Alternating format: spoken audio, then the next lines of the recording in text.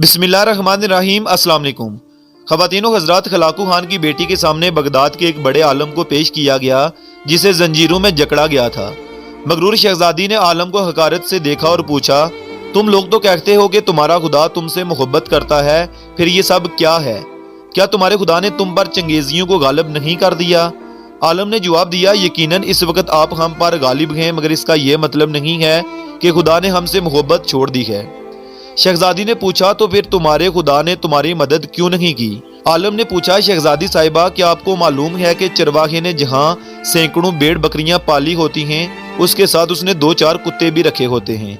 क्या आप इसकी वजह जानती हैं? शहजादी ने जवाब दिया, वो इसलिए कि अगर कुछ भेड़ें रेवड़ को छोड़कर रास्ते से भटक जाएं तो चरवाहा उनके पीछे कुत्ते लगा देता है जो इन्हें डरा धमका कर वापस अपने रेवड़ में ले आते हैं।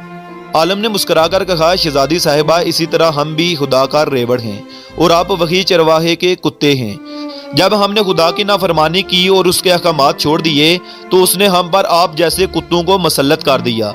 जिस वक्त हम अपनी गलतियों से ताइब होकर वापस अपने रेवड़ में आ जाएंगे, फिर आपका काम खत्म हो जाएगा।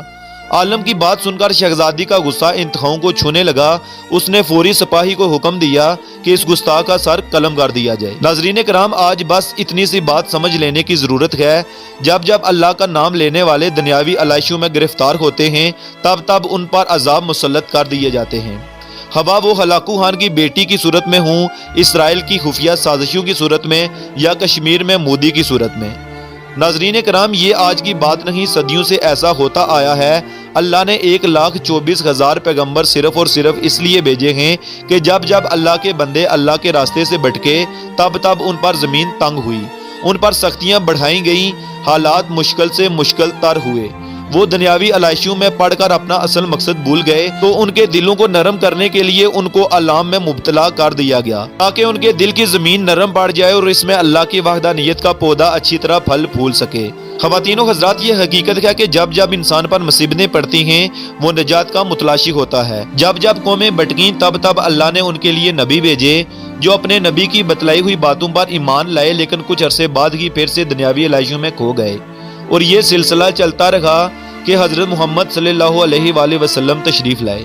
वो सारा दिन जो हज़रत आदम अलैहिस्सलाम के वक़्त से बतदरीज उतरना शुरू हुआ था कि किसी उम्मत पर रोज़े फ़र्ज, तो किसी पर नमाज, तो किसी को सूद से मना किया गया, वो दिन मोहम्मद सल्लल्लाहु अलैहि वसल्लम की उम्मत पर पूरा हो गया। अब हमारी रहनुमाई के लिए कोई नबी नहीं आएगा, बल्कि आप सल्लल्लाहु अलैहि वसल्लम का अस्वाए हुस्ना और कुरान करीम हमारे लिए मुकम्मल ज़ाब्ते हयात हैं। पहली उम्मतों पर हर नाफरमानी की सूरत में अजाब आते रहे, लेकिन उम्मत मुहम्मदिया को ये मोहलत क़यामत तक दी गई। नाज़रीन कराम, आज दुनिया के हर गोशे में ज्यादा सख्तियाँ सिर्फ मुसलमानों का ही मुकद्दर क्यों हैं? गजा, बर्मा, कश्मीर में ये सब क्या है और क्यों है?